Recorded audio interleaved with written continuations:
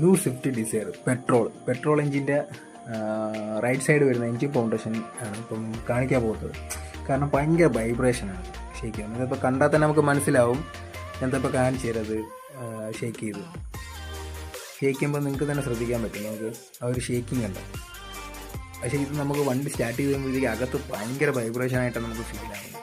നമുക്കിതിനി മാറ്റി റീപ്ലേസ്മെൻറ്റ് ചെയ്തതിനു ശേഷം നമുക്കൊരു വീഡിയോ കാണാം.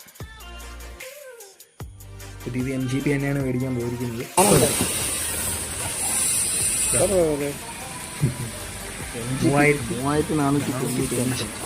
എന്താ MGP തന്നെയാണ്. കാരണം മെയിൻ പ്രോബ്ലമാണ് പിറ്റിന് വരുന്നത്. റൈറ്റ് സൈഡ് കോമ്പഷൻ മിക്ക വണ്ടിക്കും ഈ പ്രോബ്ലം കണ്ടിട്ടുണ്ട്. കാരണം ഒറിജിനൽ മെക്കാനിക്കായ മിക്ക യൂട്യൂബറും വീഡിയോ ഇടുന്നുണ്ടായിരിക്കും.